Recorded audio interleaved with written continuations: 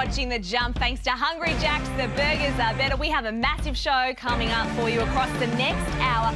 Former NBA champion Andrew Bogut is set to join us as his Sydney Kings prepare for another playoff series. The NBL action, of course, a blockbuster final round coming your way. We're going to talk LeBron's meltdown, Ben Simmons, all that and more in the panel here. They're the best panel in town and looking very sharp tonight. Andrew Gazey, Leonard Copeland, and, of course, Kane Peppermint Pittman. Welcome, gents. Thank you very much. Great to have you back, Nat. Did you have a nice time? Yeah, in Byron Bay, just sunning got a little myself. tan, It's all about the tan, Copes, you know that. I It's know. fantastic. Nice outfit too. Oh, thank you. Very nice. Compliments. I missed you guys. We have so much to get through, though, and we have to talk, of course, about this final round of the NBL regular season because it is going to be hot, hot, hot.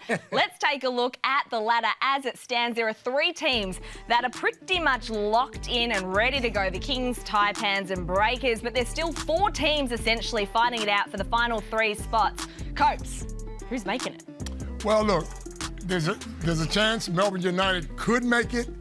I just don't know. So you're saying there's a chance. There's a chance. There's always a chance. But Perth have to lose both. Perth has to lose both. And that's going to be hard. I mean, I still think Perth wins both games. They're going to play Cairns, and they're going to play the Sydney Kings. And I don't think the Sydney Kings are going to play their whole team. Well, we'll have to ask Andrew Bogut about that later on in the show. But the issue as we with that ladder, it's important just to get in there. But the other big one is that the Cairns, although they're in second spot right now, their fate is not in their hands. When you look at New Zealand, New Zealand wins out. Their fate is in their hands, and they actually finish in that a very valuable second spot because you go straight through to the semi-final. So at both ends of the top 6, it's very, very important. Well, this is the fixture, and this is what is coming your way over the next 4 days. It is going to be absolutely jam-packed. And Kane, if you're the Southeast Melbourne Phoenix as well, you are going to be very, very nervous because you've played all your games. You are not featuring in round 18, and you're sitting there hoping that your 15-13 record get you in. Yeah, Simon Mitchell will have the guys practicing all week in the hope that they get to play another game. But it's going to start right from Friday night. And I'm hoping for maximum chaos this weekend, which means if you're in favour of that, you probably need the Cairns Taipans to win this game against Perth. Yes. So then you extend this play-in tournament out to Sunday afternoon and potentially the last game of the season. And if we remember back to last year, the Perth Wildcats and the Southeast Melbourne Phoenix, last game of the NBL season, Perth on their home floor, couldn't get it done. It might be the case again against the Sydney Kings in the last game of NBL 23. Different story this year, Kane. The Perth Wildcats are ready to go. Cotton's playing great basketball right now, and he's got some help. And they're playing, and it's more offense than defense, obviously. Yeah. But they're good. They're shooting the ball very But well. have I got something wrong here? Because you're, are you putting a line through the fact that Melbourne can win by about 7,000? I don't know how it was like they need to win by about 38 or 39, and potentially. Does that not help them? They could win. Yeah, they could win by a lot. I think if you're Melbourne, the easiest route through is, as Nat kind of pointed to, well, that's Perth right, losing but, 2 games, Melbourne winning. But I'm just saying in general, if the Perth win that game on Friday night, the chances for Melbourne are not that great. If Perth slip up, then we all get to sit back and have the excitement of some chaos on Sunday.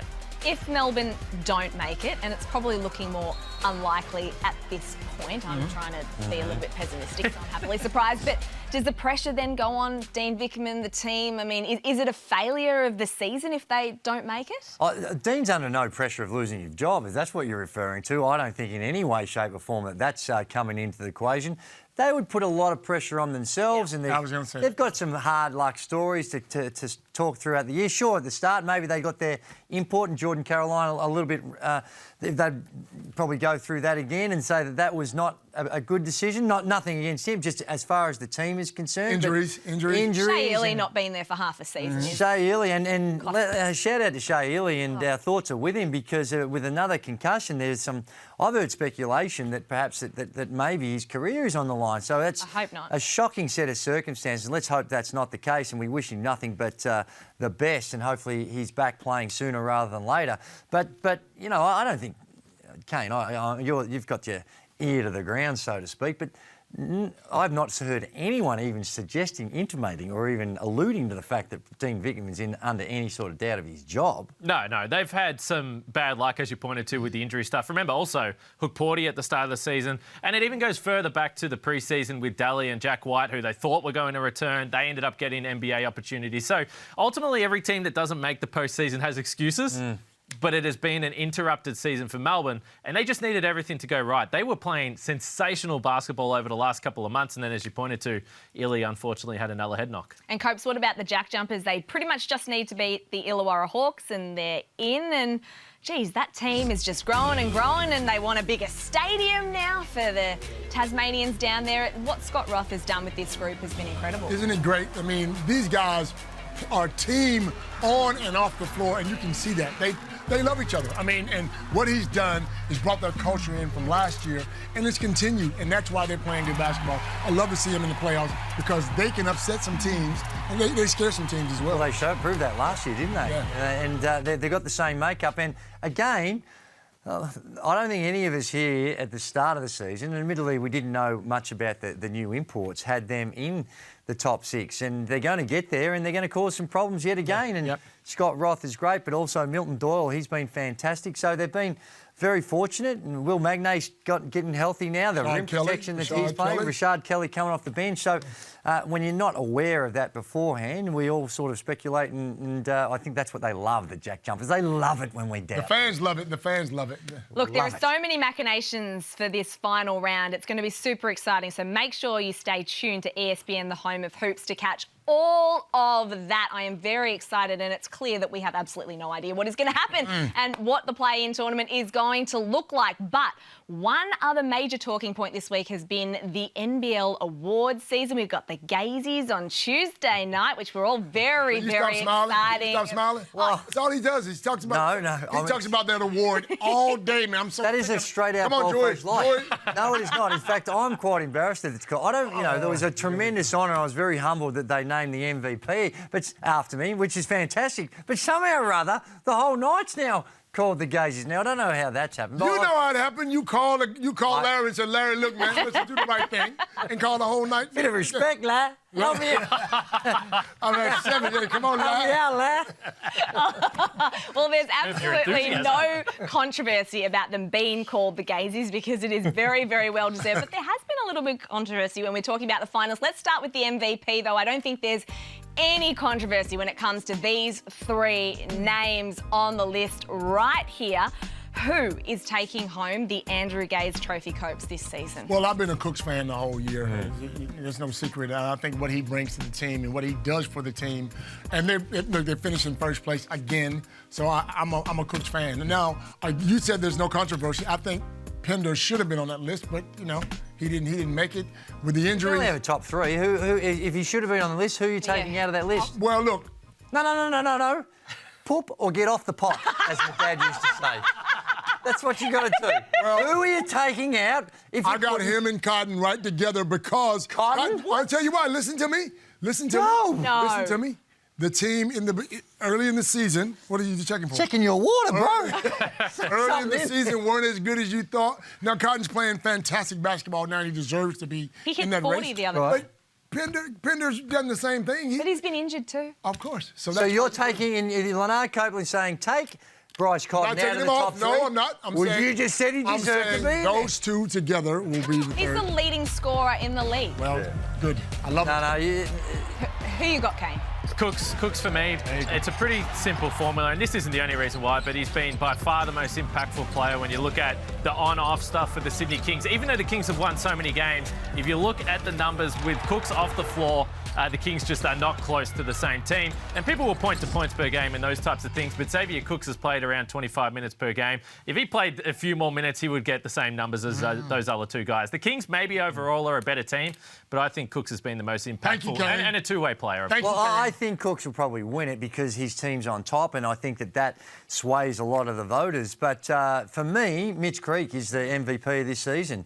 I think he's had to deal with incredible adversity within his team. He has been the most consistent, I think, of all of them. Now, you guys say, well, they've only just snuck in, and who knows, they may not even make the finals. But what he's had to do to carry that team, the consistency that he's had, and no disrespect to the other 2, any one of them gets it, and we're saying well done. So we're not going to. But if you had to twist our arm and say it, then I'd go with Mitch Creek. Well, just on Bryce. Well, you got Bryce Cotton for mine. Right. I really love Bryce Cotton, and on Bryce Cotton as well. Okay. I know. I just think leading point scorer, all of that stuff.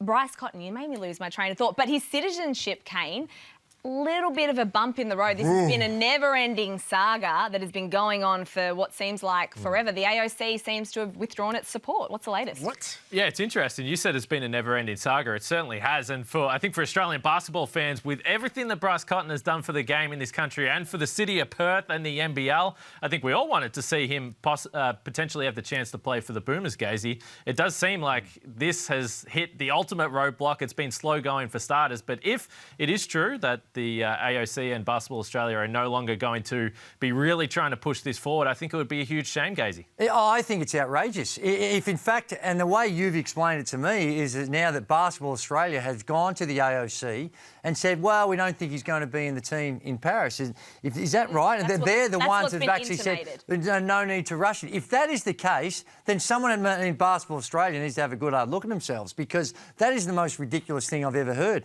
He is a superstar and can have a significant contribution to the Olympic team. Not only, or even the World Cup team coming up. Now, we understand that there are rules in place for naturalised players, and Matisse Thybulle was fantastic in what he did in Tokyo. But what if he gets hurt? What if he's not there? What are the other options? And even with that, even with the great things that Matisse has done, you've got the emergence of some of these other players that can play that role, that defensive role. Scoring is a premium. Who would you have in the World Cup right now between Thybulle and Cotton? I'm going right now, based on my understanding of what you can do with the other Green coming in that can play that defensive role. I'm leaning more towards Bryce than I am Thybulle. Now, Thybulle's a star, and I love him to death. So, but you can only take one of them. And it comes down to what role you need to play. And, you know, Paddy's a year old. He's still great. Joe's coming off that injury. And you're saying, well, where's your scoring going to come from? Yep. Yeah, they've got some other options. But he is a star and can put points on the board where not everyone can. So I think that he would have been a priority to me to, at the very least, have that option. Yep. Basketball Australia, hey, AOC, keep pounding the doors. You need to make a phone call Joey, to make Dad, the phone call, because he got Copes' citizenship pretty quick. Dad didn't make the phone call. Dad wrote a letter,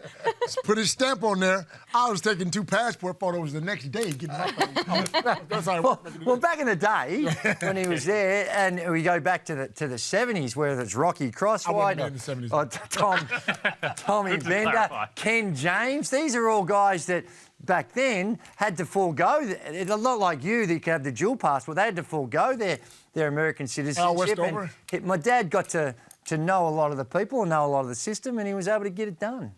Massive start to this show. You don't want to miss a minute. Stay with us on The Jump. Coming up next, former NBA champion Andrew Bogut set to join us. Forgot how good Bogut was. Bogut's pretty good, wasn't he?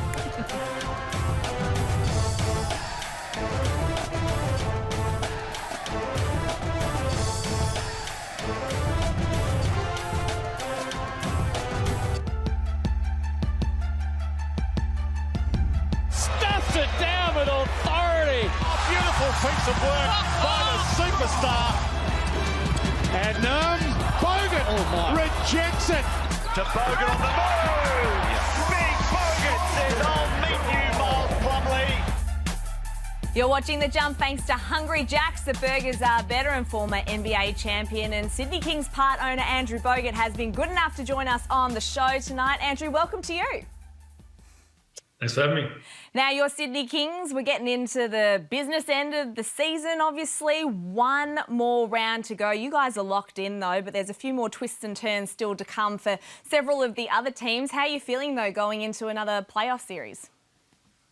Yeah, great. Coming off a championship, to be able to solidify one, a lot more work to do, but interesting round for us. We're trying to figure out how we play this. Obviously, the most important thing is not to do something silly and have guys out for the following week, which is more important.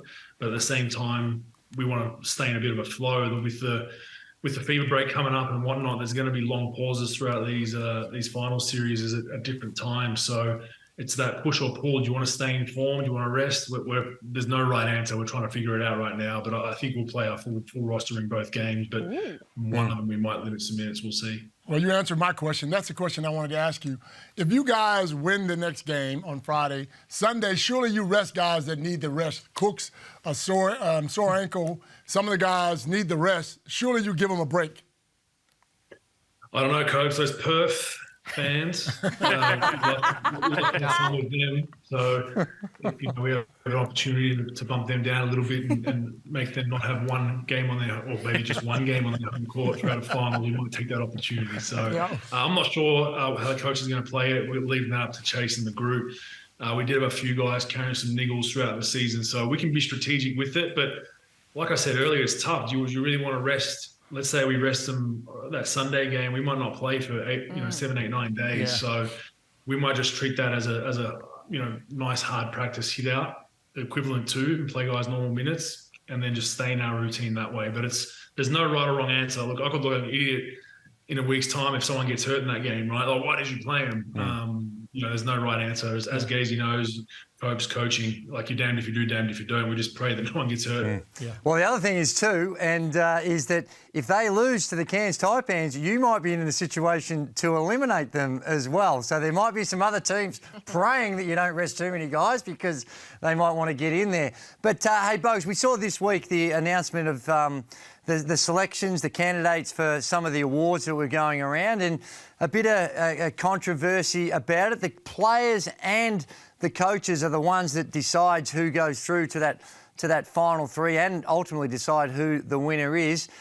They're prestigious awards. The system with the way in which the awards are voted on, do you or the Sydney Kings have any issues with it? I mean, Paul Smith probably does.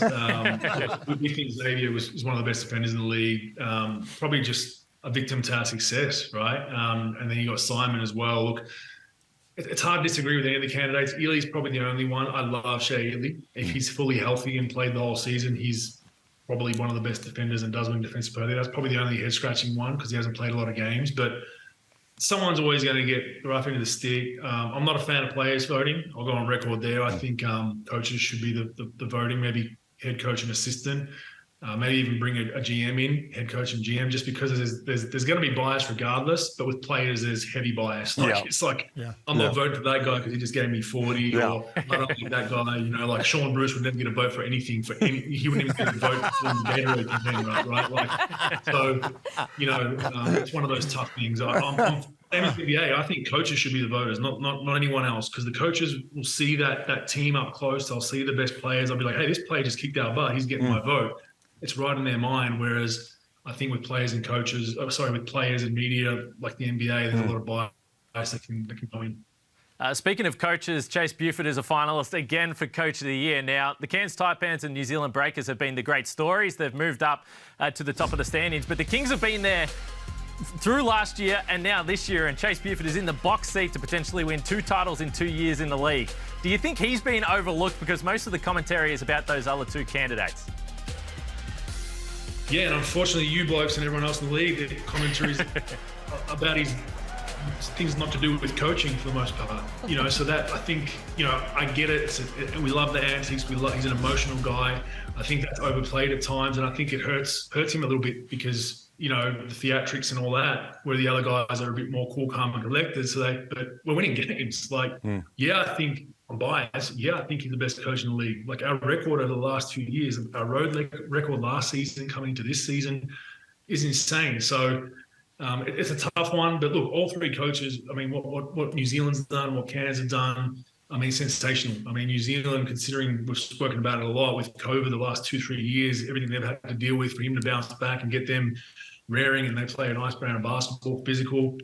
And then 40 up there, we know 40 really well, considering what Cairns has done and what they've had to deal with injuries. So it's like I said, it's always tough, but I think Chase definitely deserves a bit more respect for his coaching. You can disagree with the way he goes about things and all that kind of stuff, but for his coaching, I don't think he gets enough credit. Yeah, and just for the record, I had him as my number one. Here we go. Anyway, hey, what I also love and respect, we had him on our show, and he spoke very openly about seeking some help for some of those issues. Is that something that the organisation and Kings have tried to coordinate to help him through that process? Because he was, when he spoke to you and I. Like, he was very candid about getting some help to deal with those anger management.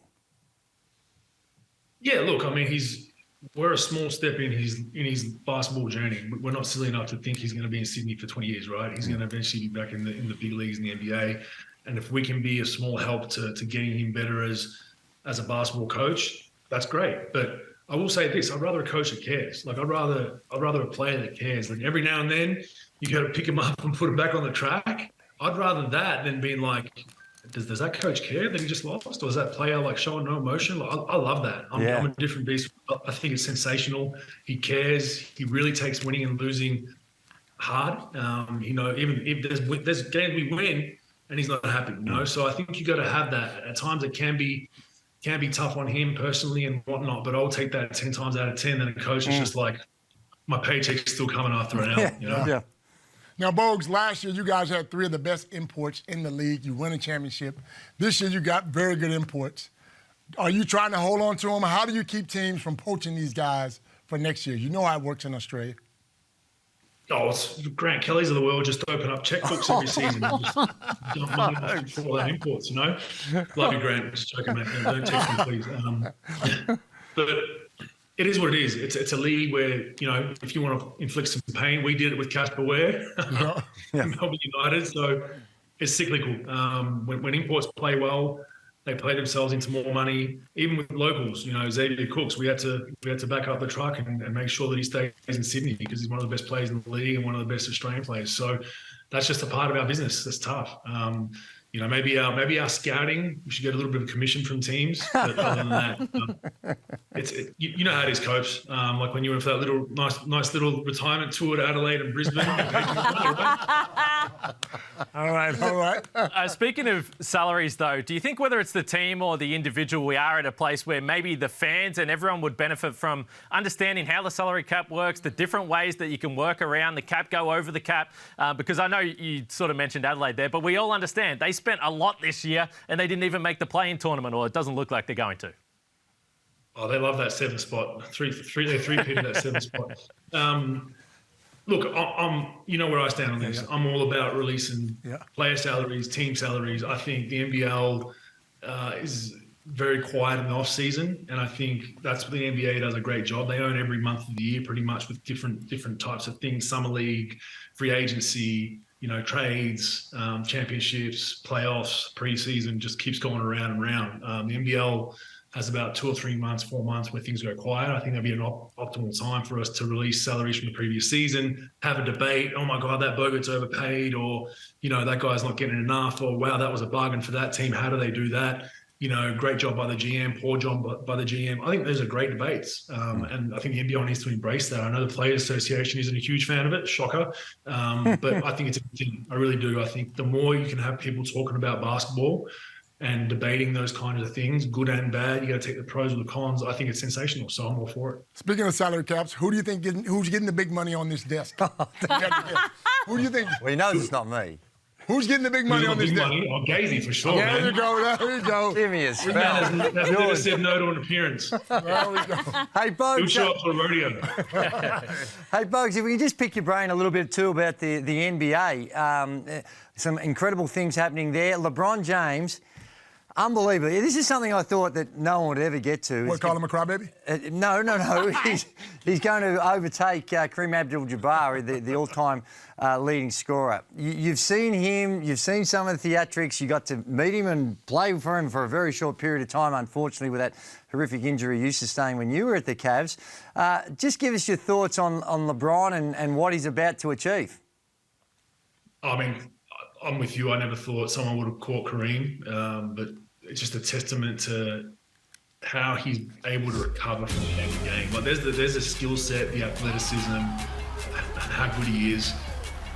To me, the most impressive thing in his repertoire is his ability to recover. Like he'll sprain his ankle in Charlotte tonight, and then you're like, no, it happened to us. I played him in Milwaukee. He turned his ankle against us. I was like, he's out for like a month.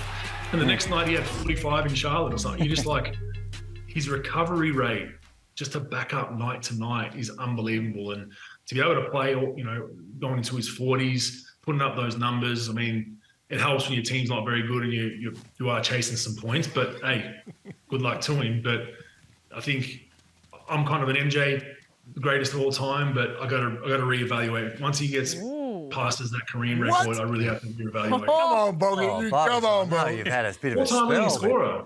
I mean, I know the game's changed. It's much higher scoring. I'm an MJ guy. I'm a 90s, 80s baby. 90s was my era. So I like, when you guys were killing the NBL, that was kind of my pinnacle of watching basketball. Yeah. But I think I'm going to probably give him a bit more respect, but I'd probably still MJ, 49, right? 51 was MJ, I reckon. Bogs, you might need to have a bit of a Bex and a lie down. What are going on about there? Hey, but Bogs, one of the things, and the topical things that's happening in the NBA is the load management. And we spoke about it last week, and it's causing a lot of angst amongst the fans, and I'm sure the NBA is not happy with some of their stars sitting out games. Can you appreciate why some of these teams are doing it, or are you a bit old school and saying, come on, suck it up, boys, get out there, there's a bigger picture at stake? It's such a hard conversation. And I'll give my podcast a shout out. Mike Procopio, my co-host on Rogue Bows, he was talking about putting in an insurance policy for tickets. Yes. That if you go to a game and a star sits out, you get some sort of rebate. So it's actually really interesting. So give that a listen. I thought it was unique in its own way, but it's hard. I think if you're in a boat of like a Joe Ingles, for instance, where you're coming off an ACL and you need to be kind of babied into your minutes, I get it. Yeah. The Clippers, on the other hand, what they're doing, I'm not a fan of it. Like if you're healthy and you're just like, it happened to me late in my career. I think Dallas started doing it with me. Like Carlisle would come to me and be like, hey, we're not playing you tonight. Take the night off. And I'm like, what do you mean? I'm fine. Like I've got no injury. We're just going to rest you. And it was just kind of weird compared to the start of my career. It was like, if you could limp into the gym, you were playing 40, right? Yeah. So I think it needs to be a balance. I think it affects fans. We've all seen the kid that went to Miami to see Jimmy Butler and then he didn't play and all those stories. And I felt bad in my career. There were times where I was hurt and there would be families from Australia that would fly to the US to see myself when I was probably the only mainstay at that time from Australia. And they'd be like, oh, we flew all the way. We planned this trip around you and you're hurt. So I'll try and like get a photo with them and sign something for them. And because I really did feel bad. And it's not a good situation. The NBA needs to figure it out. I don't think it's a matter of going to 70 games because then the teams are just going to play guys 50 games. I don't think that's the problem. They need to put some incentives around contracts. The greater minds than all of us need to figure something out where it can actually incentivize teams playing, guys at least 60 more games a year, 60 or more. There was a report out of WA today regarding Bryce Cotton and perhaps Basketball Australia and the AOC maybe not continuing to help to pursue that citizenship that we've all been looking for and waiting for with Bryce Cotton. How have you viewed this over the last few years? Because it's been a never-ending saga and it does seem like it would be quite the shame if this was no longer something they were chasing. Fire your immigration lawyer, Perth Wildcats. Whoever you are using, fire them on the spot. I have not he's one of the best NBL players we've got. I saw Scott Roth's comments as well, best player outside of the NBA, and he's a gun. Like we went out of MVP, we went out in numerous battles. He got the better end of the wins most of the time because he's a killer in this league. He's tough. I love the fact that he's comfortable staying in the NBL and staying in Australia and being comfortable with that, not trying to chase big money in China. But they need to get it done. I don't know what's going on. It just doesn't make sense. Usually, as we all know, Gazey and if you've got extraordinary abilities, how they label it, at least in the US and Australia, they usually those visas get pushed through a little quicker. Like that stamp comes out a little bit quicker. It's not sitting on some counsellor's desk for 18 months. But I can't figure it out. We'd love to see him in a Boomers jersey. I think he's got a really good chance of making that team with the current crop going to the World Cup and the Olympics. Andrew, just before we do let you go, you've been very generous with your time. News in the last few hours from the WNBL perspective is that Sydney has released Shyla Hill. She's off to join Townsville. We know her dad, the coach in Shane Hill, has been unavailable for the last few games as well. Are you able to shed any light on the situation? I'm guessing that your hands are probably tied at this point. Yeah. Gazey and Copes might laugh and the rest of the world might laugh. I actually cannot comment on something. What? No. You're being selfish, Bogues. This is all about Rogue Bogues, isn't it? He's saying, I need to hold the scoop for Rogue Bogues. That's it, I can hold the scoop. And just on the podcast tomorrow, we'll be releasing it all. Podcast was on Monday, Drewy. Keep up. We've already released this week's. Next Monday. But I cannot comment. It's out of our hands is all I can say. And everything will come out in due course. All right. Well, I appreciate you taking the question, and we so very much appreciate you joining us on the. And we love Road Bugs. Yes, we do. We love the podcast on a Monday when it drops. Always great to chat to you, and best of luck over the next month with the Sydney Kings, and well, hopefully going back to back. That'd be nice. Thank you. Thanks, bro. Appreciate Well done, you. Bugs. Still plenty more to come here on The Jump, including Truth or Trash. That is coming your way. Plus, who is the best team in the East and the West? The guys named their #1 seed next. But don't forget, it's going to be a huge round of the NBL. The final round coming your way this weekend right here on ESPN, the home of hoops.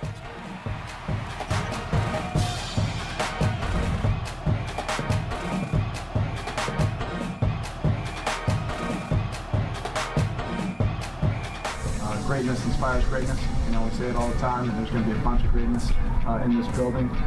So I think it's going to be pretty cool. Man, let's go hoop. I'll add the kid if you want it. You can get it here. Let's go, bro. Let's get it. Let's get the crowd going. Back and count the champ. Look at this. Oh, my goodness. He might be trying to get MVP, Red. The greatest shooter the game has ever seen. Past, present, and future. He's putting on the show. This is what we all came here to see. All he is a bucket.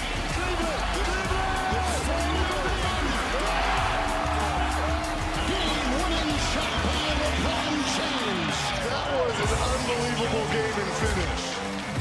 The NBA All-Star Game is coming up in a couple of weeks. The fans love it. Gazey hates it, and the starting fives. I don't know if the fans do. I reckon they do. The starting fives were named. There's been a lot of debate about one team in particular. Let's start with the West, though. This is how the team is looking. Look at LeBron James there, Copes, 19th time as an NBA All-Star, which ties in with Kareem Abdul-Jabbar. He is a superstar and deserves to be there.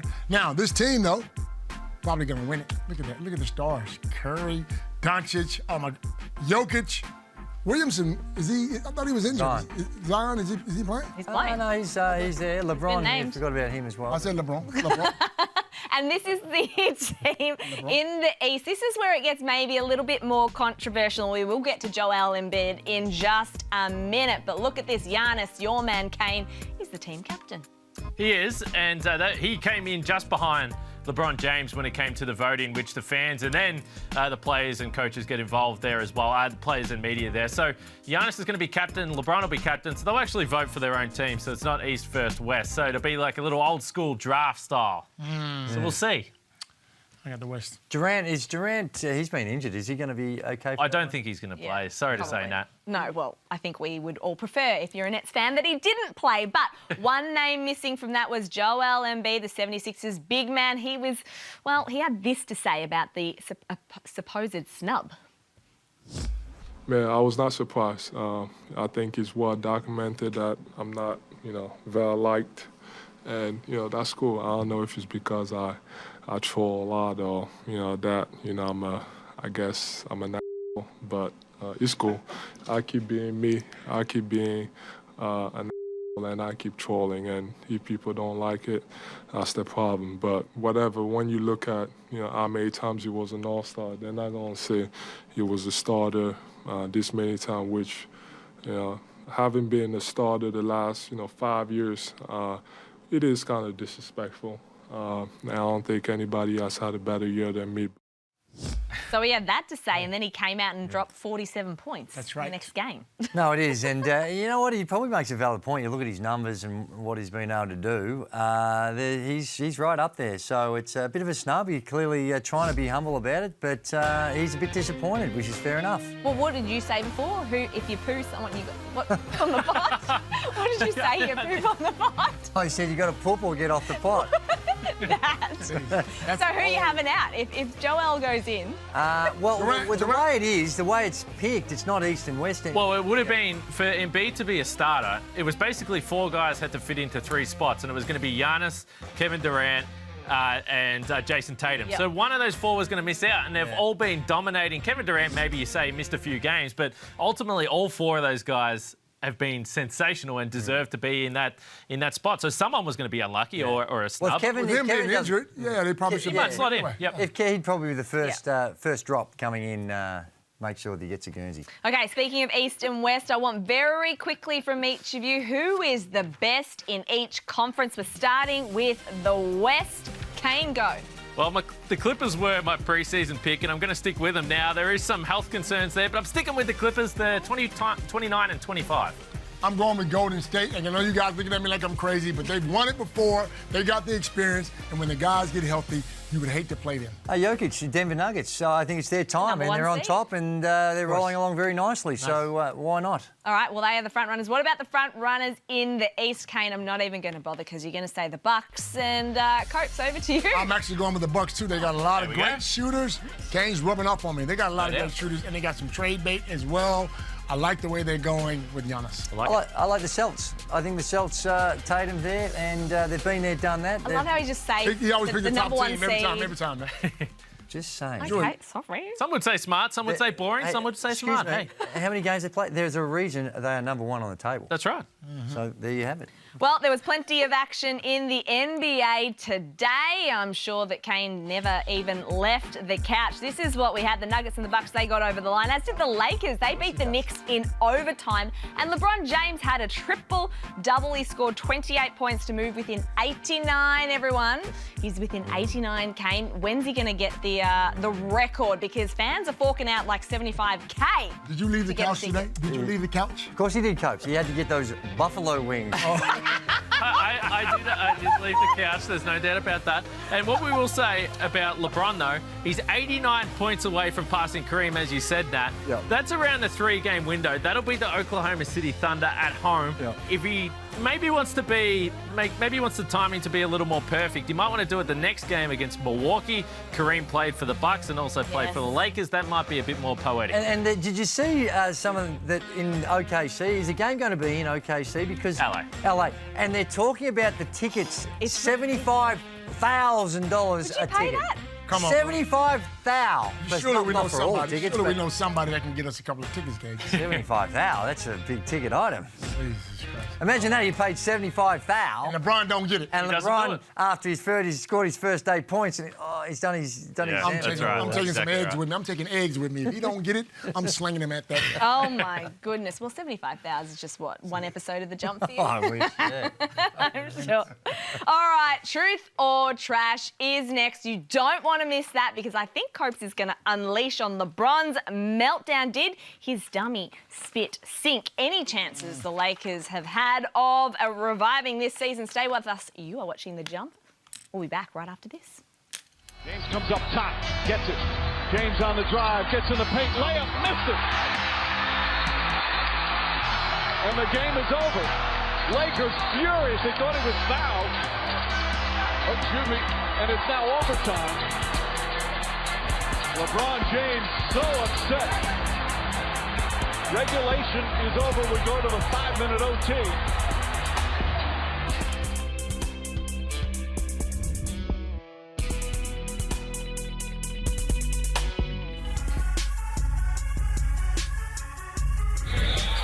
Ten to shoot. 2.5 to play in the first. Mills against the rookie. Mills lines it up. Oh, yeah. Patty Mills from jumper. Patty Mills. Irving to Mills. The jumper goes. A 3-ball for Patty Mills. 82-75. Sharp hands it to Mills.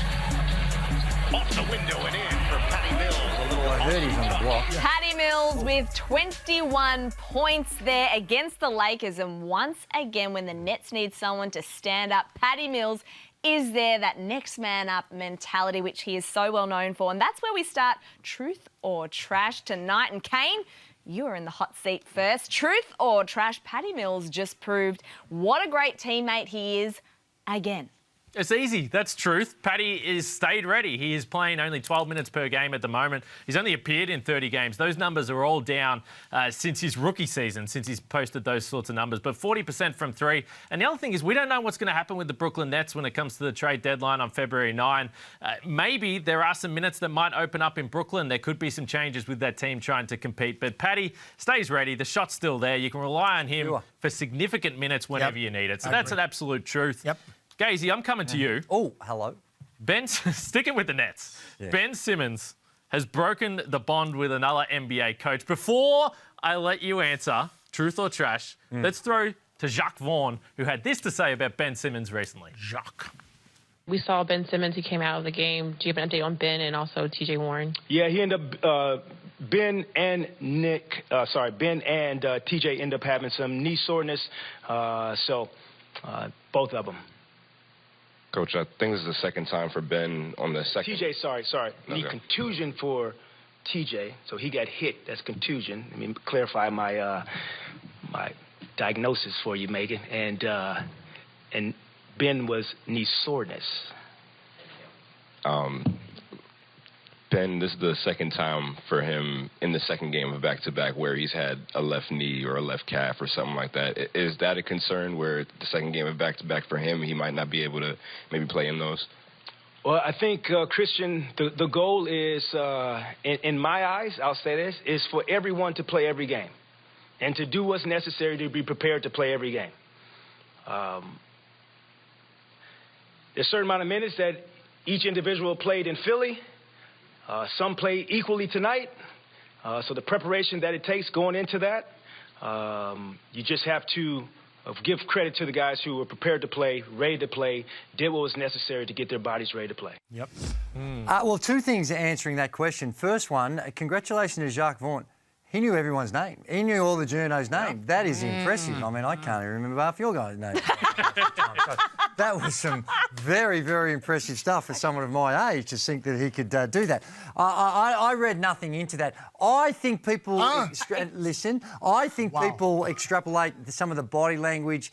I think it had more to do with him understanding how important it is to get the terminology right. So because now he's got to think about get the terminology right, or these people here are going to write the wrong thing. Did you watch the same thing that yes, we I did. You watched the same thing? Yes, I did. Did you see the eye roll and then basically saying that Ben doesn't do the recovery and what's necessary? Let me see what you got in your water. What are you drinking? You're not understanding about how important it is for these guys to get the language right. And if you get the language wrong, he's thinking, oh, now I've got to remember, now is it a contusion? Is it a bruise? Is it hit? All those things. So I don't... Is he upset with Ben at all? Maybe a little bit from... I think that he would like to have Ben available a little bit more often. There's no doubt about that. But I don't see that there's any... I think you might be onto something. No, I did not read any... If you read some sort of rift into that, you're searching for stuff that just is not there. So would you say trash? Is that what we didn't... I'm saying, yeah, it's trash. Okay, come on, guys. Come on, guys. Now, I'm going to... You're trash. No, it's trash for you to suggest that there was some... I'm just asking the question. No, you weren't. I know by your body language. You were trying to put something in. Hey, now, Copes. Yes, sir. Truth or trash? Yes. We just saw it, and I think Nat alluded to it when we were going into this section. The LeBron James meltdown was the final nail for the Lakers. It wasn't the final nail, but LeBron is a big baby, and I'm going to call him a big baby because you're supposed to be the best player in the league. Yes, you get fouled, LeBron. How many fouls have you gotten when you... How many times... It's a game-winning play, Coach. They're still going in overtime. He's on the ground begging. Who's he talking to? Jordan, get your... Did you see the foul, Coach? Big butt up and get over there on the bench. Almost dislocated his shoulder on that foul. How can the three refs... You can't be the best player in the league and carry on like this. Yes, the referees made a mistake. He made himself look bad. I love LeBron James, but he's a bum. I tend to agree. He's a what? He's a bum. No, he's not. I tend to agree that he's got to be careful throwing those arms around in a bit of frustration. You can do yourself an injury, Gazey. Well, that's true. You can. You never know what you might hit. All right. Now, Nat. Yes. Patrick Beverley is the teammate we all want to have. That is truth, and we need to see the vision to understand what we are talking about here. He was so enraged. He wanted to find evidence to back up his teammate, to back up LeBron. He's got he got backed up already. photographer's camera and showed the referees, look, it's right here in the photo. And he got a technical for his trouble. He got backed up. He got backed up. Get out of here. He can't do that kind of stuff. That is the weirdest reason to get a tech, isn't it? Well, he's just upset and wanted to show. Well, who knows what was on that camera? I It love might have been a little something, but he's just thinking, hey. Next time, yeah. This guy, he was on the camera. Maybe just showing a little coupling. Sunglasses definitely off is what I voted on Kane's Instagram. Wow, you voted? Of course I voted. Schrader, okay. Let's move on. Okay, Copes, back to you. Truth or trash? Shaq needs to watch more games, and Katie needs a shaver shop. Katie definitely needs. Look at this. Katie, what are you doing, bro? Go to the barber. I'll give you a couple of dollars, man, to go to the barber shop. Let it go. It's gone. What's wrong with this fashion, Coach? What fashion? Cut that shit off your head, man. That is a disgrace. He's trying to grow it out.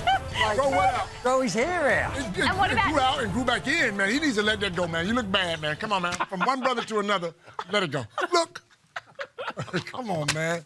You got to be kidding me, don't you? No. Well, it's a fashion, Coach. Who cares what he looks like? As long as he's balling, that's the main thing. Shaq cares. I care. You just look bad. Come on. That's why that jump shot's not falling. Oh, my God. All right. Last one here, I think. Last one. Okay, now, Kane. Yes. The NBL play-in tournament has already paid off. Yeah, that's truth. That is truth, because we're down to the final weekend. There's still games that matter right across the weekend. I didn't think they could have got a better end to the season than last year, but it looks like they might do it with the play-in tournament. So just to straighten it up a little bit, I'm going to say that's a truth. Good. It certainly is the truth. And, of course, ESPN is your home of hoops, so you can catch all of the final round action right here. Don't go anywhere. More jump right after this. You didn't like Katie's hair? Come on, man. Hey, that's enough.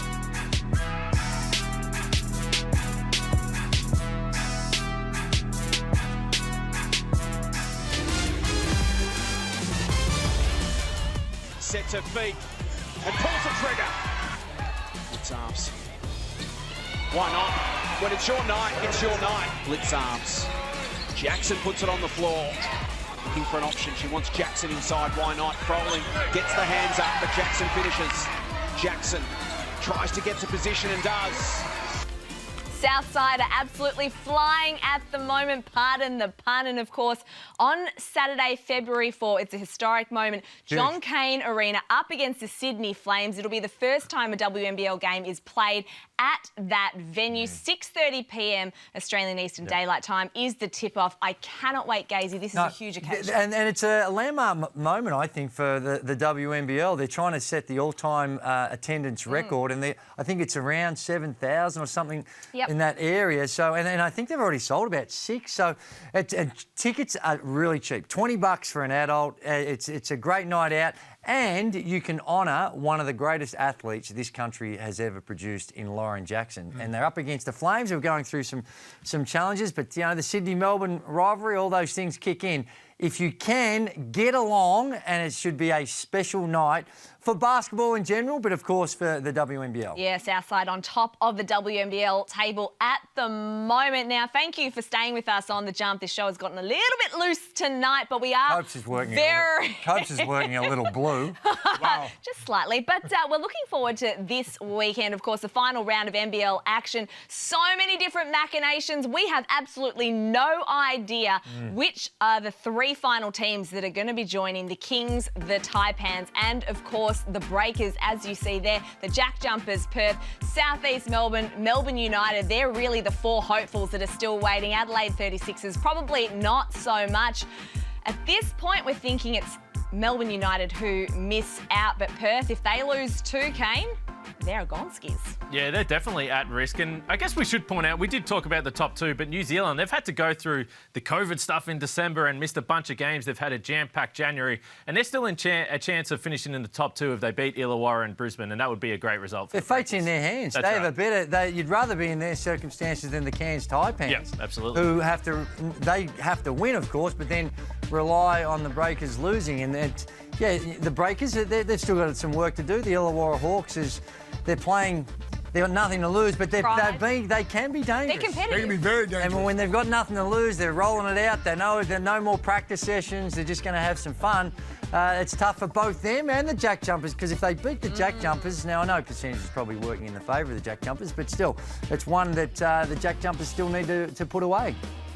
And this is what all is going to come down to on Sunday. Melbourne United need to win to have any chance. They're up against the Adelaide 36ers, their final home game for the season. Then it's the Perth Wildcats and the Sydney Kings. I think we all hope that it's still live when it comes to Sunday. Are you calling that game, Coach? The game's sold out as well, so the fans will be there praying that Melbourne United can get a win. We both want to see. We want to see Melbourne, the two Melbourne teams, in the playoffs.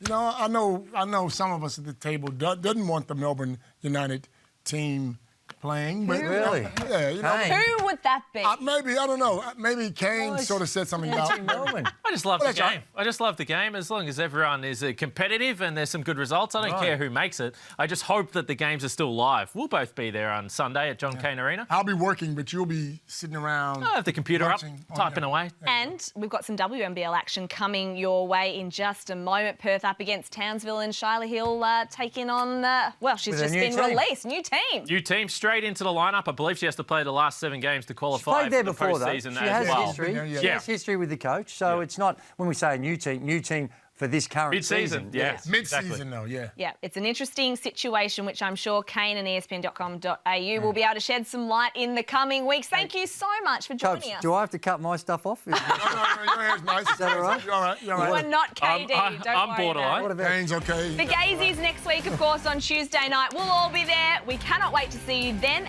And, of course, on the Jump Wednesday night next week. Enjoy the final round of the NBL season. Coach is there.